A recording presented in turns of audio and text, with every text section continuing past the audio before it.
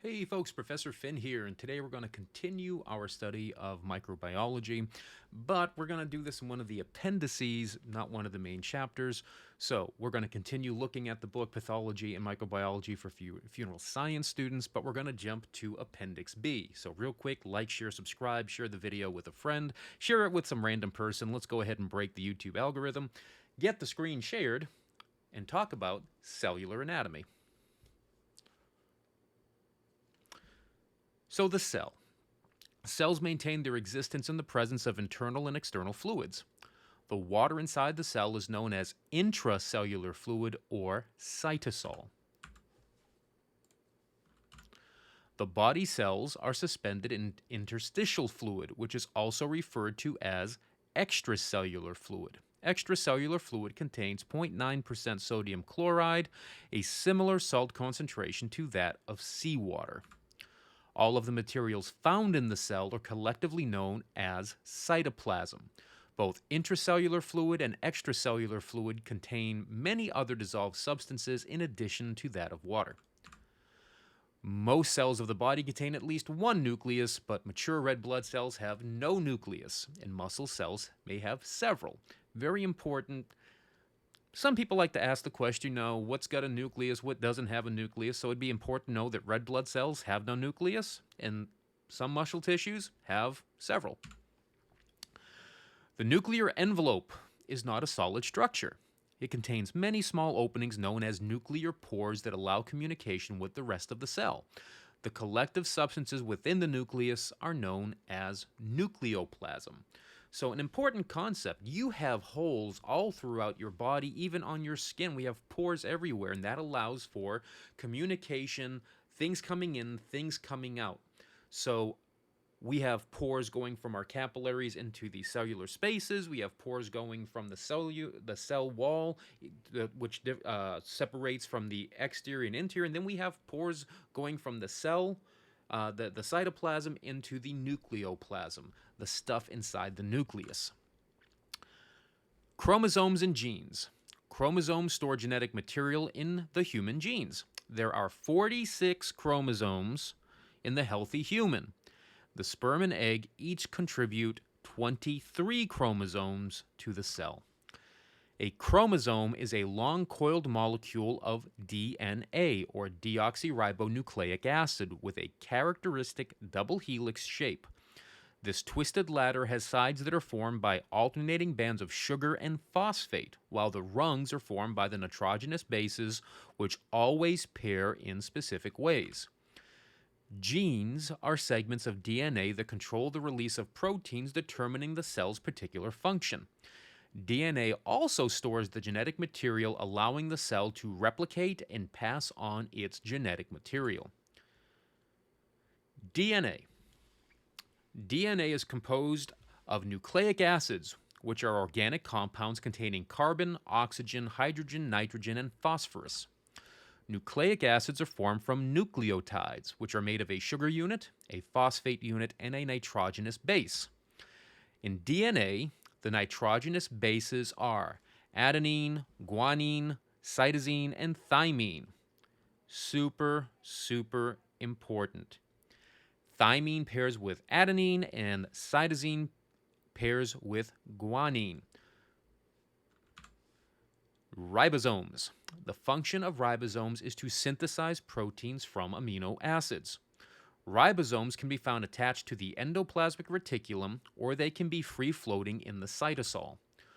Ribosomes are the small granules of protein and RNA, or ribonucleic acid, that are integral in the process of combining amino acids into proteins. The endoplasmic reticulum is a series of intracellular membranes. The various shapes of the membranes of the endoplasmic reticulum allow it to synthesize proteins, carbohydrates, and lipids. The endoplasmic reticulum also stores substances in the cell without affecting the other functions of the cell. The endoplasmic reticulum serves as an intracellular transport system, allowing substances to travel from place to place within the cytosol. Golgi apparatus. The Golgi apparatus is found in cells that secrete chemical substances. The Golgi apparatus can modify the cell membrane because it is formed of layers of stacked membranes. Small fluid reservoirs in the Golgi apparatus store substances such as mucus and enzymes. The stored material is later secreted onto the surface of the cell in a process known as exocytosis. Lysosomes. The digestive unit of the cell is the lysosome. Lysosomes contain a variety of digestive enzymes that aid in the cellular breakdown of proteins, nucleic acids, lipids, and carbohydrates. The constituent substances found in these materials are then released back into the cytoplasm where they can be utilized to form new substances. During the process of decomposition, cells are unable to control the activity of lysosomes.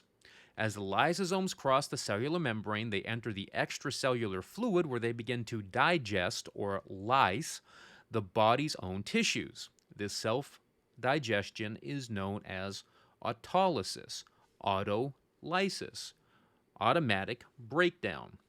If you haven't already started listening to the embalming lectures, learning about autolytic processes and how our preservatives stop that process, very, very, very important. When invading microorganisms are destroyed by the immune system, lysosomes aid in the breakdown of the disease-causing microbe. Mitochondria. Mitochondria are the energy production centers of the cell. The mitochondria produce most of the adenosine triphosphate, or ATP, found in the cell in a process requiring oxygen and generating carbon dioxide. Mitochondria contain their own DNA and ribosomes, so they are able to replicate within the cell. Muscle cells produce the most mitochondria due to their high demand for ATP production, which provides the cell with essential energy. Super important fact. If you've taken your anatomy course, you should know this. Muscle cells produce the most mitochondria because they require the most energy. The cell membrane, also known as the plasma membrane, surrounds the entire cell and is composed of specialized fats called phospholipids. Although it is thin, the cell membrane is crucial in separating the cytoplasm from the extracellular fluid. The cell membrane contains channeled proteins that allow the cell to interact with the extracellular fluid. The cell may be coated with a thick fluid known as glycocalyx that allows the cell to identify other cells. Motility.